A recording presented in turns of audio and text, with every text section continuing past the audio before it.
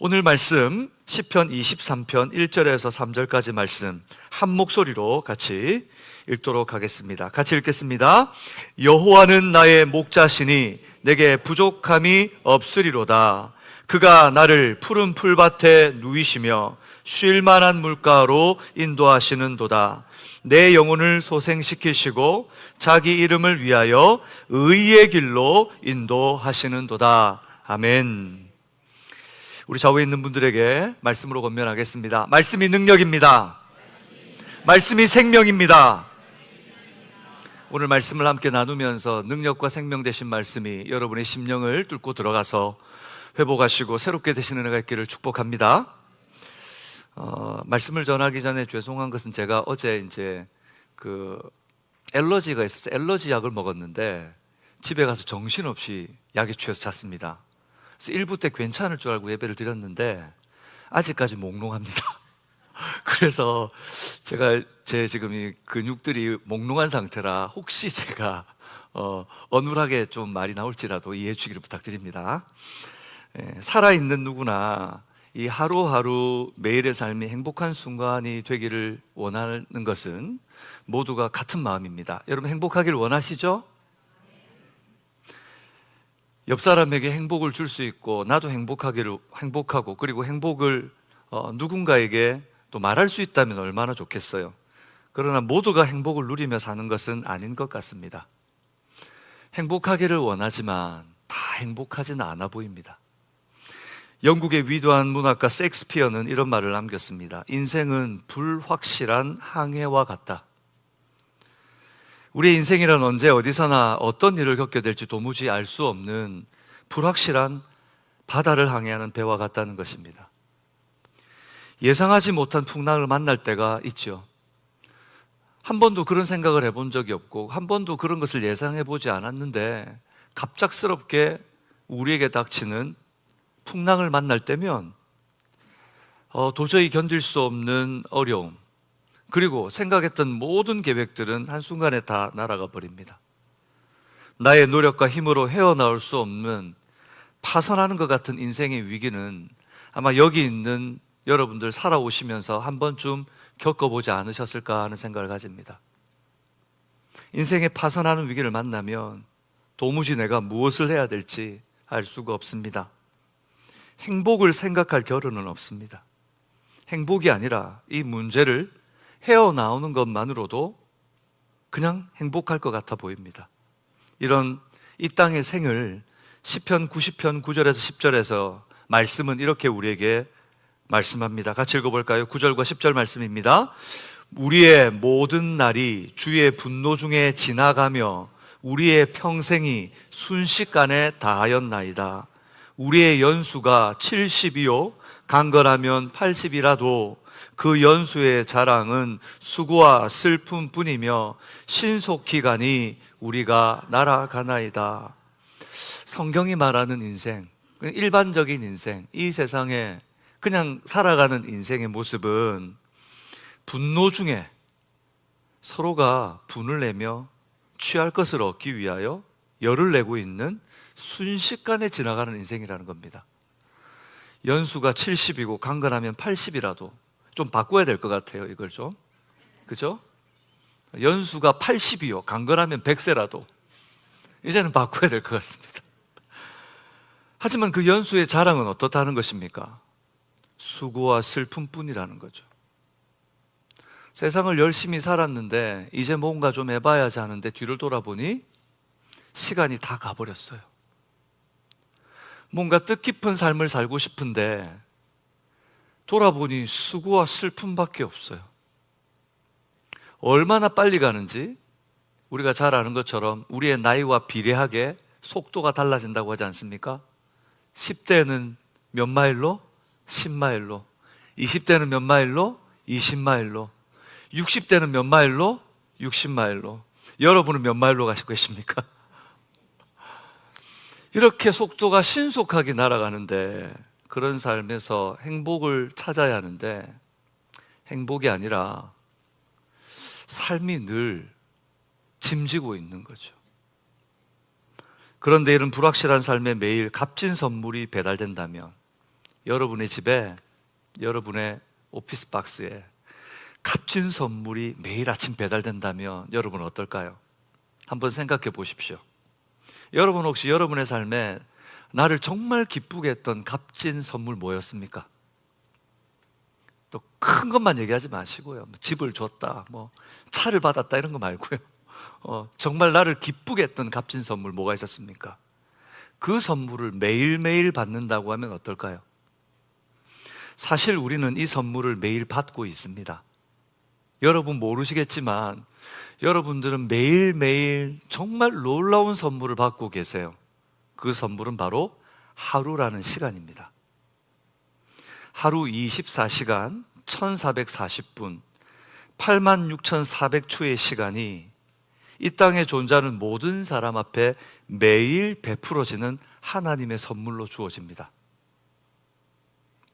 우리 좌우에 있는 분들에게 당신은 큰 선물을 받으셨습니다. 우리 같이 축복해 볼까요? 당신은 큰 선물을 받으셨습니다. 근데 보니까 그렇게 선물을 받았다고 하는데 감흥이 없는 분들이 계세요. 얼굴 표정을 보니 그게 왜? 그러나 여러분 그렇습니다. 세상 속의 이야기를 들어보면 행복 이야기하는 거 사치 같다는 거죠. 목사님, 행복 생각해 본 적도 없습니다. 행복은 고사하고 문제만 없었으면 좋겠습니다. 그냥 오늘만 같았으면 좋겠습니다 하는 많은 분들을 만나게 됩니다.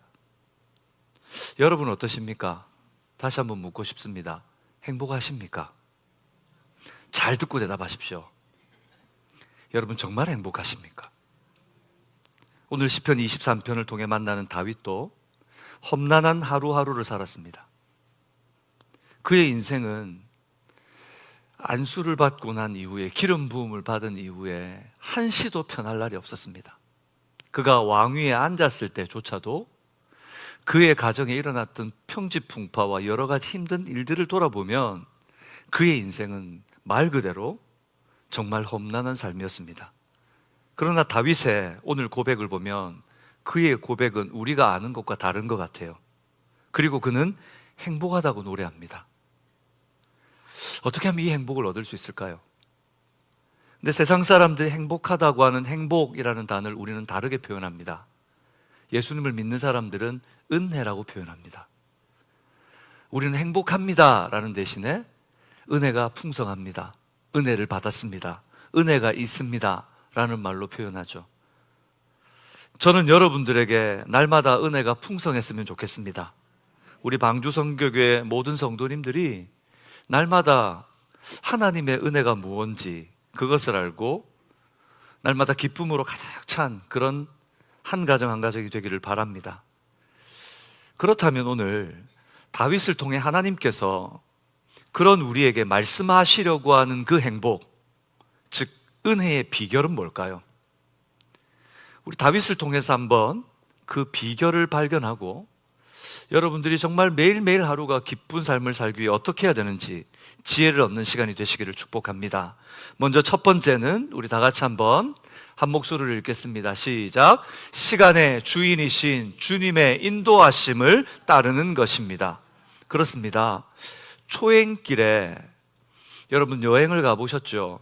길을 잃지 않고 헤매지 않는 방법이 뭡니까?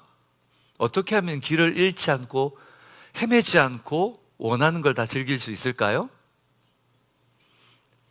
지도를 보는 거죠. 지도를 보는 겁니다. 지도를 보는데도 방향이 안 잡힐 때가 있어요. 이 지도를 보고 어떤 방향이 그곳인지를 모를 때가 있습니다.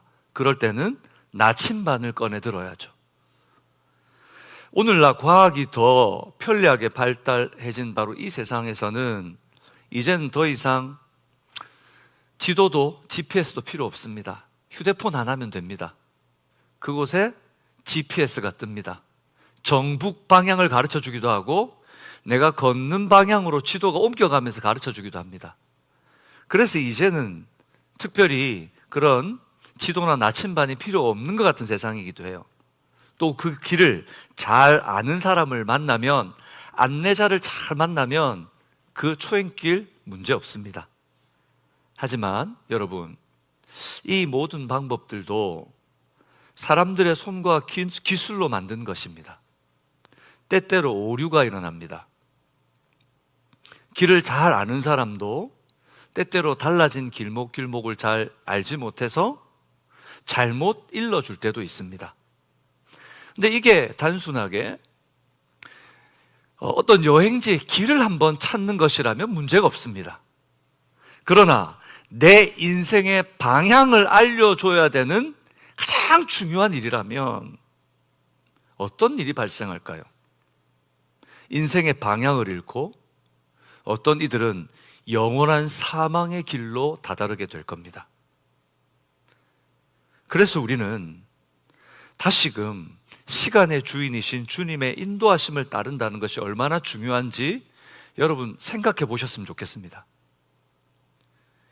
그런 우리에게 믿음의 길을 먼저 걸어왔던 다윗은 시편 23편 2절과 3절에서 우리에게 이렇게 안내해 줍니다. 우리 다시 한번 읽어볼까요? 그가 나를 푸른 불밭에 누이시며 쉴 만한 물가로 인도하시는도다. 내 영혼을 소생시키시고 자기 이름을 위하여 의의 길로 인도하시는도다. 하나님께서 우리의 인도자가 되어 주신다는 것입니다. 여러분, 인생의 풍성한 쉼을 얻는 자리로 인도받는 것, 우리의 영혼이 살 수 있는 생명길로 가게 되는 것, 누구에게 달려있다는 것입니까? 하나님께 달려있다는 것입니다. 이보다 더 행복한 길로 안내해 줄 우리의 안내자가 있을까요? 그러니 하나님을 따르십시오. 하나님을 붙들고 하나님이 인도하시는 대로 여러분의 삶을 결정하십시오 라고 말하면 어떤 이들은 잘 모르겠습니다. 정확하지 않은지 정확한지 잘 모르겠습니다. 그리고 결정을 미루며 주저하게 될 때가 얼마나 많은지 모르겠습니다. 맞는 것 같은데, 가면 될 것 같은데 자꾸 주저하게 됩니다. 그렇게 주저하는 동안 하루라고 하는 시간은 점점 사라져 갑니다. 여러분은 어떠십니까? 여러분에게 주신 하루 동안 여러분은 어떤 삶을 쫓아 살고 계십니까? 하루 24시간이 만약 여러분의 마지막 시간이라면 어떻게 하시겠습니까? 오늘 6월 1일은 여러분의 인생의 마지막 시간입니다. 2025년 6월 1일은 다시 오지 않습니다. 그러나 우리는 쉽게 생각합니다. 왜요? 시간이 많이 남아있다고 생각합니다. 시간이 많이 남아있어요. 그러나 우리는 알게 됩니다. 우리 주변에 일어나는 생각지 못한 사건을 통해서 인생이란 기약이 없는 것이구나. 사랑하는 여러분, 주님의 인도하심만 따르는 여러분들 되시기를 축복합니다. 이 길이 가장 복된 길입니다. 그러나 주님 따르기 위해서 우리가 해야 할 한 가지가 있습니다. 주님을 정말 따르고 싶다면 여러분 분명한 이 마음이 있어야 됩니다. 그것은 주님을 신뢰하는 것입니다. 신뢰하는 것입니다. 신뢰가 없이 그 인도하심을 따른다는 것은 불가능합니다. 내가 믿지도 않는데 그 말과 그 디렉션을 따라간다? 안 됩니다. 불가능한 거죠. 제가 어느 날 GPS를 보고 길을 가는데 GPS가 속도가 자꾸 느린 거예요. 엑싯을 나가야 되는데 이 녀석이 엑싯을 나가는 게 한 4초, 5초가 느려요. 그러니까 나가야 되는데 지도만 보고 있다가 이미 엑싯을 지났어요. 3번, 4번 정도 틀리고 나니까 그때부터는 제가 어떻게 할 것 같습니까? 꺼버렸어요.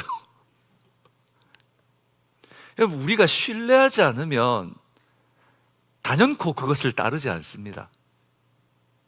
신뢰할 수 있는 분명한 믿음이 있는가? 주님과 동행하고 싶고 주님의 인도를 받고 싶으십니까? 그렇다면 여러분에게 묻겠습니다. 주님을 신뢰하십니까? 광야 이스라엘 백성들을 보면 알 수 있죠. 그들은 분명한 인도가 있었습니다. 하나님은 홍해를 가르시고 열장을 베푸셨고 그들에게 말할 수 없는 은혜를 베푸셨습니다. 그러나 그들은 어떻게 했습니까? 그때그때 또 의심하고 불신하고 머리를 박고 고준 목을 세우며 순종하지 않고 결국 헛된 길로 갔습니다. 저는 주님을 믿습니다. 저는 주님을 신뢰합니다. 라는 말이 신뢰가 아닙니다. 정말 주님을 신뢰한다면, 정말 주님을 믿는다면 그 인도하심을 따라 나의 발걸음과 나의 삶의 방향을 옮기는 것입니다. 주님은 믿는데 신뢰하는데 알겠어요. 그러나 나는 복지부동입니다.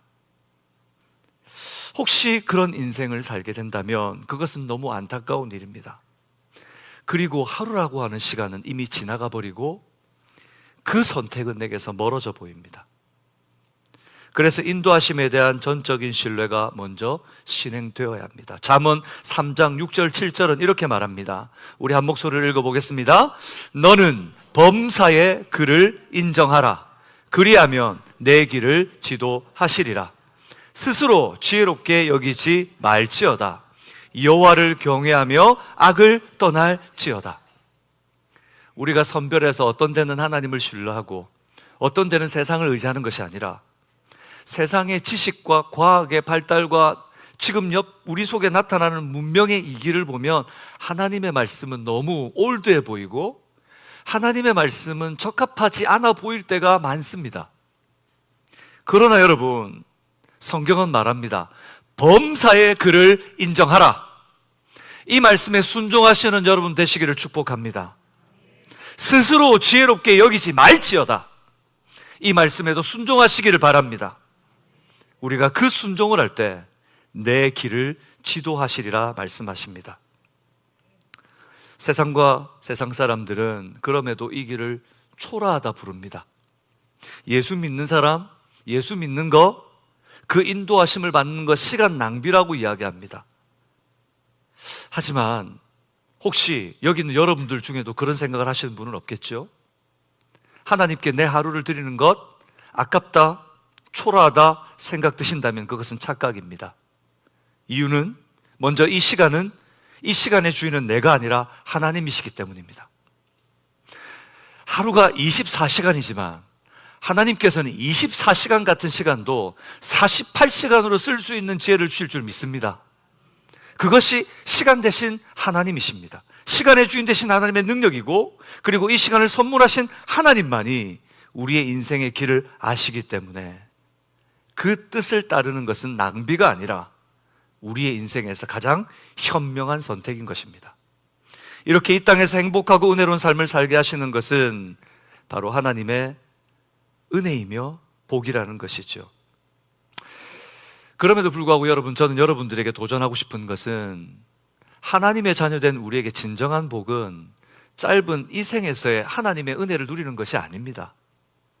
혹시 기도하면서 이 세상에서 복되고 이 세상에서 잘 살고 이 세상에서 건강한 것이 그것이 최고의 복이라고 혹시 생각하고 계신 분들이 계십니까? 그것은 맛복일 뿐입니다. 하나님이 어떤 분이신지, 하나님이 어떤 하나님이신지 보여주는 맛보기일 뿐이에요. 진짜 행복은 우리 하나님과 함께 새하늘과 새 땅에서 하나님 나라의 백성으로 영생의 소망을 얻고 그 하나님과 영원토록 찬송하는 바로 그 자리에 서는 순간인 줄로 믿습니다. 우리가 시간의 주인 되신 주님을 인정하면 예수님께서는 바로 그런 하나님의 백성의 안내자 정도가 아니라 길 자체가 되어 주실 줄로 믿습니다. 이것은 제 말이 아닙니다. 요한복음 14장 6절에 분명히 이렇게 말씀합니다. 예수께서 이르시되 내가 곧 같이 읽을까요? 길이요 진리요 생명이니 나로 말미암지 않고는 아버지께로 올 자가 없느니라. 날마다 들어서는 인생의 초행길에서 어쩌면 오늘도 여러분에게 오늘 하루는 초행길이었을 겁니다. 생각지 못한 일들이 일어났을 수도 있습니다. 바로 그 길에서 시간의 주인이신 주님의 인도하심을 따르는 복된 삶, 순종의 삶을 사시기로 결단하시는 여러분 되시기를 축복합니다. 그렇다면 주님의 인도를 받는 것은 좋은데 어떻게 하는 것이 주님의 인도를 따르는 것일까요? 도대체 어떻게 해야 할까요? 이 동행이라는 단어, 그것이 오늘 우리에게 주는 의미를 가집니다. 두 번째, 그래서 이런 삶을 살아야 되는 거죠. 같이 읽겠습니다. 주님의 인도함을 받는 것은 말씀과 동행하는 것입니다. 주님의 인도함을 받는 것은 말씀과 동행하는 겁니다. 동행이라는 단어는 참 따뜻한 인격적인 관계를 그리게 합니다. 아름다운 동행이라는 영화가 있습니다. 이 초등학생 정도 되는 아이가 비행기를 탁 몰고 가는데 그 주변에 갈매기들이 같이 그 비행을 하고 있는 예쁜 모습이 이렇게 탁 그려져 있습니다. 그뿐입니까? 우리가 동행이라고 하는 말을 생각해 보면 참 따뜻해집니다. 인격적인 관계를 그리게 하기 때문이죠. 성경에서도 동행에 대한 몇 가지 사건들을 발견합니다. 여러분이 묵상하고 있는 창세기 지금 5장에 보면 365년을 이 땅에서 살다가 하나님께서 그가 죽음을 보지 않게 하시고 데려가신 사람이 있습니다. 누굽니까? 에녹입니다. 에녹에 대해 하나님께서 뭐라고 성경에 기록되어 있냐면, 에녹이 하나님과 동행하더니 하나님이 그를 데려가심으로 세상에 있지 아니하였더라. 그런데 이 동행이라는 사건은 에녹에게만 일어난 사건이 아니었습니다. 창세기 5장에 보면 노아에게도 그런 일이 일어나요. 이 노아 시대에 많은 사람들이 하나님의 말씀을 듣지 않고 회개하지 않았지만 노아만이 하나님의 말씀을 의지했습니다.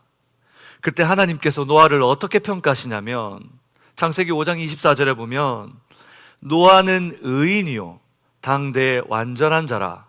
저를 따라서 할까요? 그는 하나님과 동행하였으되. 이 노아도 하나님과 동행했대요.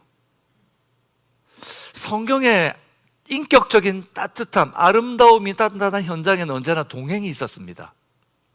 이스라엘 백성들이 출애굽해서 광야로 부름받았을 때 그들에게 하나님께서 동행해 주셨습니다. 어떻게요? 성막에서 불기둥, 구름기둥으로 그들과 함께 해 주셨습니다. 그런 하나님의 임재로 그들과 동행해 주셨어요. 그러면 지금은 어떨까요? 지금 우리는 어떨까요? 우리 주님께서도 우리에게 약속해 주셨습니다. 마태복음 28장 20절에 보면 내가 세상 끝날까지 너희와 항상 함께 있으리라. 믿으십니까? 이 아름다운 동행은 단순하게 성경 어느 한 곳에 있는 것이 아니라 성경 곳곳에 이 동행이 얼마나 중요한지 우리에게 말합니다. 그러나 여러분, 하나님은 영이십니다. 우리가 볼 수도 만질 수도 우리가 감각할 수도 없는 영적인 존재입니다. 예수님께서 사마리아 여인을 만나서 생명의 복음을 전하실 때 분명히 말씀하셨습니다. 하나님은 영이시니 예배하는 자가 영과 진리로 예배할지니라. 그렇다면 하나님과 동행하시고 하나님이 임재하심으로 그들을 인도하셨다는 것을 어떻게 알 수 있었을까요? 에녹과 노아와 하나님과 동행했던 그 사람도 어떻게 인도하심을 받았을까요? 하나님은 보이지 않으시는데, 만질 수 없는데, 하나님이 우리에게 감각되는 것이 아닌데 어떻게 그 하나님과 동행했다고 말할 수 있을까요? 그 비결은 뭘까요? 바로 하나님의 말씀과 동행한 겁니다. 말씀하시는 하나님, 그 하나님께서 그들과 동행해 주신 것입니다. 하나님은 말씀하시는 하나님이시며 말씀을 통해 자신의 계획과 뜻을 나타내십니다. 우리는 이것을 계시라고 이야기합니다. 우리가 성경 66권을 가지고 있지만 여러분, 이것을 어떻게 알 수 있습니까? 하나님이 우리에게 계시해 주셨기 때문입니다. 지금도 하나님은 우리를 만나십니다. 어떻게 만나십니까? 계시된 하나님의 말씀을 통해 만나 주십니다. 그러므로 주님의 인도함을 받는다는 것은 바로 말씀과 동행하는 구체적인, 바로 직접적이며 중요한 바로 비결이 이 속에 담겨져 있는 거죠. 오늘 시편 23편에 고백하고 있는 바로 이 다윗도 그 비결을 시편 18편 30절에 보면 이렇게 고백합니다. 우리 한번 같이 읽겠습니다. 하나님의 도는 완전하고 여호와의 말씀은 순수하니 그는 자기에게 피하는 모든 자의 방패시로다.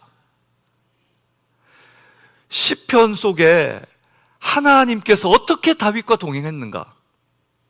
여호와의 도, 여호와의 말씀, 그 말씀과 하나님의 말씀 속에 나타난 그 능력이 바로 방패가 되어주시고 그의 인도자가 되어줬다는 것이죠. 여러분 시편 18편이 있는 그 말씀 위에 보면 여러분 성경 해설이 되어 있을 겁니다. 제목에 대한 해설이 되어 있을 텐데 아마 그 해설에 이렇게 기록되어 있을 거예요. 여호와께서 다윗을 그 모든 원수들의 손에서와 사울의 손에서 건져주신 날에 다윗이 이 노랫말로 여호와께 아뢰어 이르되. 다윗이 보낸 격동의 시기, 굴곡 많았던 하루하루였지만 다윗이 지금 이 순간 되돌아보니 그 순간순간은 견딜 수 없었고 말씀은 붙들고 살아가는데 이 말씀이 정말 이루어질지, 이 말씀대로 하나님이 역사하실지, 하나님이 내 인생의 문제를 해결하실지 캄캄했지만 그러나 되돌아보니 사실 하나님의 말씀을 붙들고 인도하심을 받는 그 하루하루가 은혜였다는 사실을 다윗은 알게 되었습니다. 돌아보니 지나온 열매들과 시간을 보니 그 순간은 하나님이 직접 보호를 받는 행복한 시간, 은혜의 순간이었다고 다윗은 고백하는 겁니다. 여러분도 그런 때가 있지 않습니까? 순간순간은 너무 어려운데 그걸 어떻게 지나가지? 내가 어떻게 지나왔지? 근데 뒤를 돌아보면 하나님 은혜였어요. 다 하나님의 은혜입니다 라는 고백을 하고 있지 않습니까? 근데 그때는 어땠습니까? 문제가 있고 고난이 닥치고 해결할 수 없고 내 실력으로 감당할 수 없는 그때는 여러분 어땠습니까? 그러나 바로 그때, 감당할 수 없는 그때, 바로 그 하루를 나의 결단과 나의 주장으로 살지 않고 하루 24시간을 하나님 주신 그 선물 같은 시간을 주님과 동행하여 보낸다면 오늘 바로 다윗과 같은 고백을 우리 모두가 할 수 있을 거라 저는 확신합니다. 하나님의 인도는 어떻게 나타날까요? 여러분, 하나님의 인도는 도대체 어떤 모습으로 나타날까요? 다윗은 시편 19편에 바로 그 하나님의 말씀을 통해 나타나는 실제적인 삶의 영향력이 무엇인지를 이렇게 말씀하고 있습니다. 그 행복한 은혜는 7절부터 우리 10절까지 우리 다 같이 한번 읽겠습니다. 여호와의 율법은 완전하여 영혼을 소성시키며 여호와의 증거는 확실하여 우둔한 자를 지혜롭게 하며 여호와의 교훈은 정직하여 마음을 기쁘게 하고 여호와의 계명은 순결하여 눈을 밝게 하시도다. 여호와를 경외하는 도는 정결하여 영원까지 이르고 여호와의 법도 진실하여 다 의로우니 금 곧 많은 순금보다 더 사모할 것이며 꿀과 꿀송이보다 더 달도다. 아멘이십니까? 여러분, 하나님의 말씀은 무엇을 하시는가? 하나님의 말씀을 읽으면 내 눈앞에 있는 문제가 사라지고 내가 걱정하는 염려가 없어지고 그보다 더 중요한 것이 있습니다. 말씀이 우리에게 들어오는 순간 죽어있던 영혼들이 소성케 되는 역사가 일어날 줄로 믿습니다. 잠들어 있던 영혼이 일어나고 주님을 부르짖지 못하던 내 영혼이 하나님을 향해 부르짖게 되는 것이죠. 여호와의 증거는 너무 확실하여 이 세상을 어떻게 살아야 될지, 주님을 붙들어야 될지 방황하는 자들에게, 그 우둔한 자들에게 지혜를 주시는 능력이 되는 줄로 믿습니다. 여호와의 교훈이 정직하여서 이 세상에 아무런 기쁨이 없고 소망이 없는 자들에게 하나님은 정변 말씀으로 무엇이 기쁨인지 분명히 눈을 열어 분별하게 하실 겁니다. 여호와의 계명은 순결해서 눈을 밝게 하십니다. 하나님 어떻게 살아야 되나요? 무엇을 쫓아야 되나요? 하나님의 말씀조차도 의심스러울 때 하나님의 말씀으로 성령이 역사하셔서 우리의 눈을 밝히시고 시온의 대로가 열리게 하실 줄로 믿습니다. 여호와의 경외하는 도는 정결하여 영원까지 이릅니다. 우리가 신뢰하는 세상의 모든 것들은 다 사라집니다. 아무리 정결하고 견고하다 할지라도 썩고 부서지고, 그리고 모든 인생들은 한 번 왔다 한 번 사라집니다. 그러나 여러분, 약속하시는 하나님은 영원하시는 줄로 믿습니다. 여러분, 자녀들을 위해 기도하십니까? 자녀 손들을 위해 기도하십니까? 우리는 이 세상을 떠날 겁니다. 그러나 그 기도를 들으신 하나님은 반드시 기억하시고 영원하셔서 그 뜻을 이루실 줄 믿습니다. 우리가 기도하는 교회의 모습, 교회의 부흥을 기도하지만 지금 당장 올 것 같지도 않고, 지금 당장 우리의 수고는 계란으로 바위치기 같습니다. 그러나 영원하신 하나님은 하나님의 때 반드시 이루실 줄로 믿습니다. 여호와의 법은 진실하고 의로우셔서 순금보다 더 사모할 것이라고 말합니다. 여러분, 세상의 물질의 기준은 뭡니까? 바로 골드바입니다. 골드바, 금입니다. 금. 그래서 미국이 바로 모든 세계 돈의 중심입니다. 미국의 달러가 모든 세계 중심 가치의 돈입니다. 그것을 우리는 기축통화라고 부릅니다. 왜 기축통화라고 부르는지 아십니까? 미국에 국제은행에 골드바가 다 있어서 그래요. 그 골드바가 다른 데로 옮겨가면 어떻게 되겠습니까? 달러가 기축통화가 안 되는 거죠. 사람들은 이 금이라는 것을 그 정도로 값어치 있게 생각한다는 거예요. 그런데 하나님의 말씀은 그것과 비교가 되지 않는다는 거죠. 말씀을 묵상할 때 내 머리 위로부터 골드바가 쏟아진다고 생각해 보세요. 아멘? 말씀을 묵상하는데 골드바가 위에서 막 떨어져. 여러분, 그러면 어떡하겠습니까? 여기 있는 모든 분들 중에 하나님 말씀 안 읽는 사람 하나도 없을 거예요. 근데 그 골드바가 여러분 아무것도 아니에요. 여러분, 이 세상을 마치고 마지막 여러분의 시신이 누워질 때 그게 내 인생에 뭐 상관이 있습니까? 근데 하나님의 말씀은 영원하셔서 내 인생이 끝나고 하나님 나라에 이르기까지 나로 하여금 하나님 앞에 온전히 서게 하는 순전한 말씀이 된다는 것이죠. 그런 꿀과 꿀송이 같은 하나님의 은혜 맛보아야 되지 않겠습니까?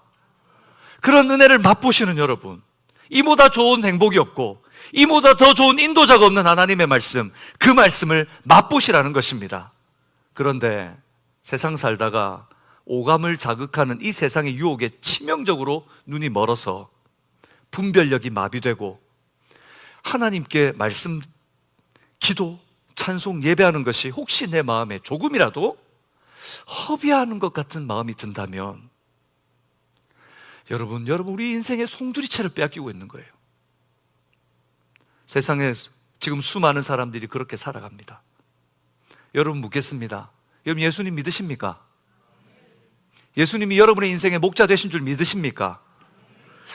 그렇다면 이제는 우리가 우리의 행복과 우리의 만족만을 위해 살 것이 아니라 내게 있는 이 생명을, 내게 있는 이 행복을, 내게 있는 이 은혜를 세상에 전하라 말씀하십니다. 빌립보서 2장 15절 16절 같이 읽어볼까요? 이는 너희가 흠이 없고 순전하여 어그러지고 거스리는 세대 가운데서 하나님의 흠없는 자녀로 세상에서 그들 가운데 빛들로 나타내며, 16절 다 같이 시작, 생명의 말씀을 밝혀 나의 다름질이 헛되지 아니하고 수고도 헛되지 아니하므로 그리스도의 날에 내가 자랑할 것이 있게 하려 함이라.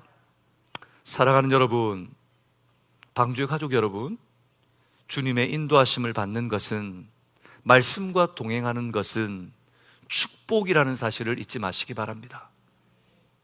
하루 중에 가장 축복은 하나님의 말씀을 붙드는 겁니다. 그리고 그 길 잃은 영혼들에게, 내 주변에 길을 잃고 있는 영혼들에게 내가 정말 그 행복을 나눠줄 수 있다면, 내가 가진 조그만 행복인데 그것을 나누어서 2배가 될 수 있다면, 그것을 나누어 4배가 될 수 있다면, 그것을 나누어 10배가 될 수 있다면 얼마나 큰 행복이겠습니까? 그 행복을 나눌 수 있는, 주님과 말씀으로 동행하는 진짜 행복, 그 행복을 나누는 여러분 되시기를 축복합니다. 그러나 사실 우리가 열심히 말씀을 읽고 열심히 성경을 통독하고 열심히 바이블 스터디를 한다고 해도 정말 복은 많이 하고 많은 지식을 갖고 내가 주님을 경험적으로 많이 안다는 것과 상관없습니다. 바로 그 경험과 그 많은 지식 속에 이것이 있어야 됩니다. 3번 우리가 다 같이 읽어볼까요? 말씀과 동행하는 것은 주님과 친밀해지는 은혜입니다. 여러분, 시편 23편 1절에서 다윗은 이렇게 고백하죠. 여호와는 나의 목자시니 내게 부족함이 없으리로다. 이 말씀을 단 한 번도 보지 못한 사람은 있을지라도 한 번 읽고 나서 두 번, 세 번, 네 번, 다섯 번 읽지 않은 성도는 별로 없을 겁니다. 왜 그렇습니까? 이 말씀을 읽는 자체가 위로가 되기 때문이에요. 이 말씀을 읽는 자체가 평안이 됩니다. 소망을 줍니다. 어떤 소망요? 나도 주님과 이런 관계가 되었으면 좋겠어. 주님, 나에게도 목자가 되어 주세요. 그런 간절한 마음이 생기기 때문이죠. 여러분, 여러분의 인생의 목자가 되시기를 원하십니까? 주님이 여러분의 목자가 되시기를 원하세요? 아닙니다. 잘못된 답입니다. 여러분에게 주님께서는 이미 목자가 되고 계십니다. 그런데 우리는 이미 목자가 되신 주님을 기억하지 못하고 계속 우리의 목자가 되어달라고 초청하며 살아요. 목자가 되어주세요. 목자가 되어주세요. 아니, 난 이미 너의 목자야. 아니요, 저의 목자가 되어주. 말귀를 못 알아듣습니다. 이것은 저의 말이 아닙니다. 요한복음 10장 11절에서 15절 이렇게 말씀합니다. 11절 제가 읽겠습니다. 나는 선한 목자라. 선한 목자는 양들을 위하여 목숨을 버리거니와. 12절 시작.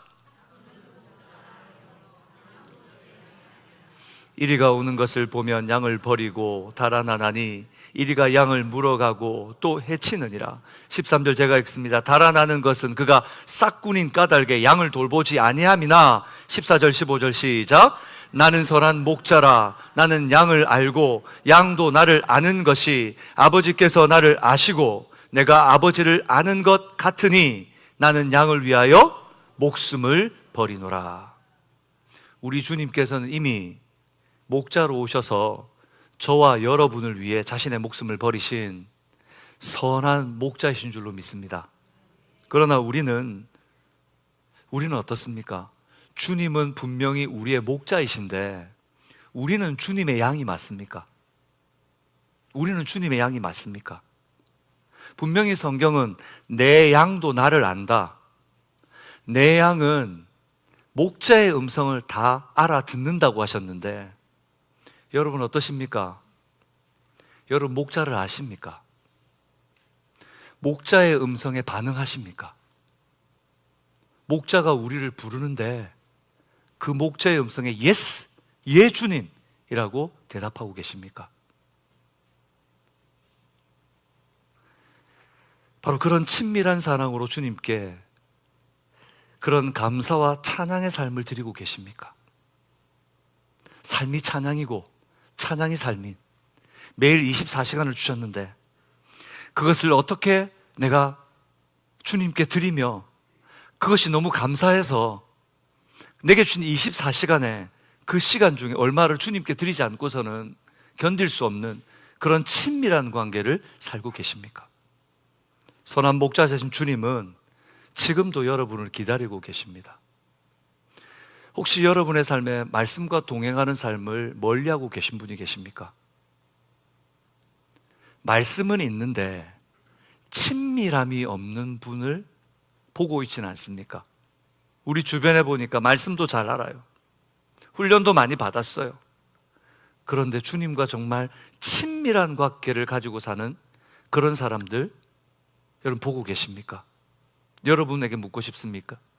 우리 주님과 친하십니까? 다 사이가 안 좋으신가 봐요. 우리 주님과 친하십니까? 친하고 싶습니까? 친해요.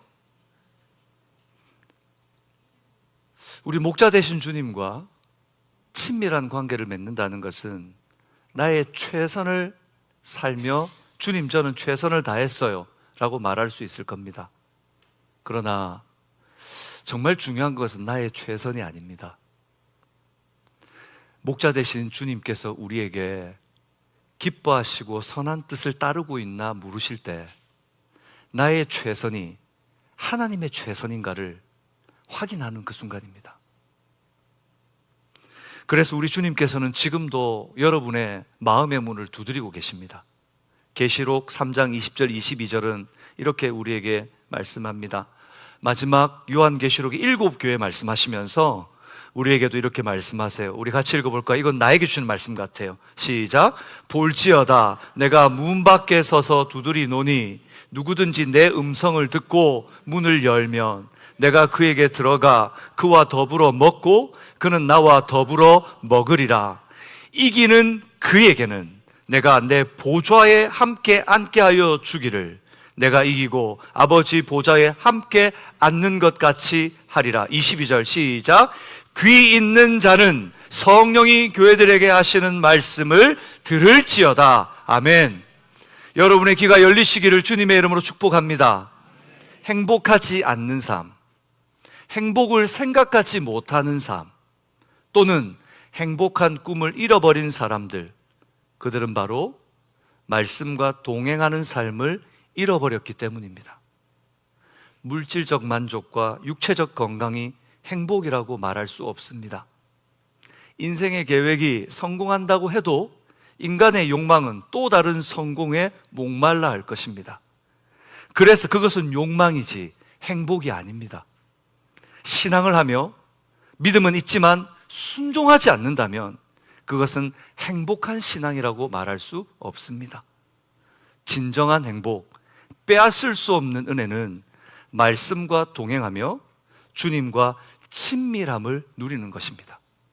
사랑하는 여러분, 그런 삶 사시기를 축복합니다. 엘리자베스 프렌티스라고 하는 많은 작품을 남긴 19세기 여류 시인이 있습니다. 이 엘리자베스는 목사님의 딸로 독실한 믿음의 가정에서 태어났습니다. 그는 미국 포틀랜드 그 도시에서 교사로 활동하기도 했습니다. 23살 때 장로교 목사인 조지 프렌티스와 결혼하면서 목사님의 사모님이 됐습니다. 그리고 일을 그만두고 몸이 불편해졌습니다. 몸에 여기저기 아픈 데가 있었지만 쉴 새 없이 집필 활동을 계속했습니다.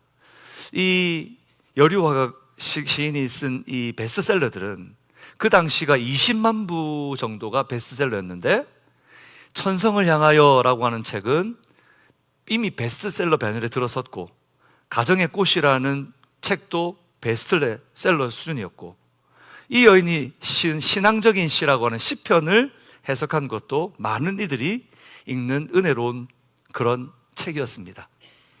그런데 그녀에게 하나님께서 두 아들을 주셨어요. 얼마나 감사했겠습니까? 어느 날 갑작스러운 불행이 닥쳤습니다. 1856년 뉴욕에서 전염병이 돌면서 수많은 아이들이 목숨을 잃었는데 그 중에 이 프렌티스도 두 아이 모두 세상을 떠나게 되어버렸습니다.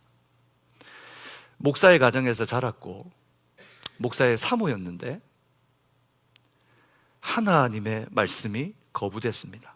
하나님이 살아계시다면 어떻게 이럴 수 있어요?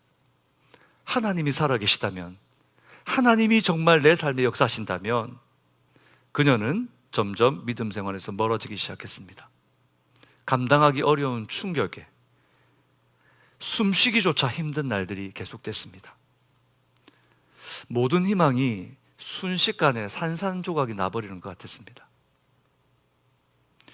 바로 그때 많은 성도들이 이 프렌티스를 위로하기 위해 다가와서 사랑과 위로를 하기 시작합니다. 그녀의 마음은 조금씩 열리기 시작했는데 그녀의 마음에 정말 힘이 되었던 것은 바로 그때마다 전해준 하나님의 말씀, 복음의 말씀이었습니다. 하나님을 거부하고 하나님을 원망했던 바로 그녀가 그들의 사랑으로 녹아가면서 하나님의 말씀이 들어오며 점점 그녀의 마음이 열리기 시작했습니다. 그러던 어느 날 이 말씀 속에 그녀는 깨닫게 되었습니다. 하나님께서 죄인들을 구원하시기 위해 하나밖에 없는 아들인 이 예수님을 이 땅에 보내셔서 십자가의 치욕을 받기까지 사랑한 그 사랑을 내가 받았는데, 그 사랑을 모른 채 나는 내 아들을 잃어버렸다고 하나님을 원망했다는 것이 말할 수 없이 부끄러웠습니다. 그녀는 그 하나님의 사랑을 깨닫고 그것을 시로 남겼습니다. 그 시가 여러분들이 잘 알고 있는 찬송, 내 구주 예수를 더욱 사랑이라는 찬송입니다.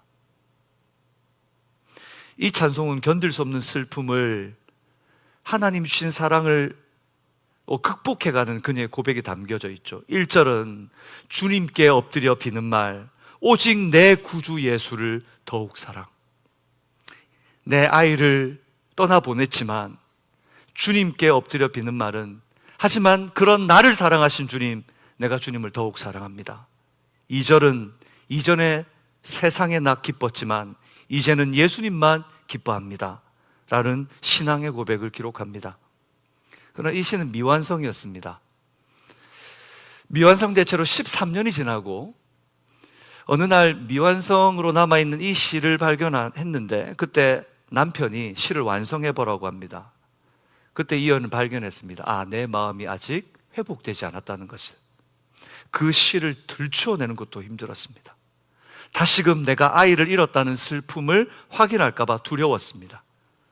그러나 그 시를 다시 읽으면서 그때 만나 주셨던 하나님이 그녀의 인생에 다시 찾아오기 시작했습니다. 그리고 그때 그녀는 미완성으로 남겨져 있던 이 시의 3절과 4절을 써내려가기 시작합니다. 한국 찬송가에는 3절까지만 기록되어 있습니다. 4절이 없습니다. 그런데 이 4절의 내용이 뭐냐면 이런 고백입니다. 내 마지막 숨결마저 주 찬양하게 하소서. 우리 아이가 주님 앞에 떠나간 것이 문제가 아니라, 이제 하나님, 주님이 나를 부르신다면 내 마지막 숨지는 바로 그 순간에도 주님을 찬양하겠습니다. 이 마음이 떠나는 순간에도 부르짖게 하소서. 이 입술로 기도하리이다. 주님, 내가 더욱 사랑합니다. 주님 더욱 사랑합니다. 주님 더욱 사랑합니다. 오늘 여러분 가운데 이 주님을 만나는 친밀한 역사가 일어나기를 우리 주 예수 그리스도의 이름으로 축복합니다. 말씀을 맺겠습니다. 사랑하는 여러분, 다시 묻습니다. 여러분 행복하십니까? 예수 믿는 것이 행복하십니까? 혹시 버거우십니까? 힘드십니까? 지치십니까? 그거 하나님 주신 마음이 아닙니다. 여러분 믿음으로 일어나 싸우셔야 합니다.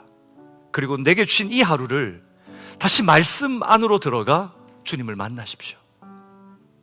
시간의 주인이신 주님의 인도를 따르게 될 줄로 믿습니다. 그 주님께서 여러분에게 가장 좋은 것으로 반드시 인도하실 것을 저는 믿습니다. 주님의 인도함을 받는 것은 추상적인 것이 아닙니다. 바로 우리에게 주신 성경 66권, 이 말씀에 근거한 삶을 사는 것입니다. 이미 이 말씀 속에 다 주셨어요. 그러나 여러분, 말씀과 동행하는 삶을 사시는 여러분 되시기 바랍니다.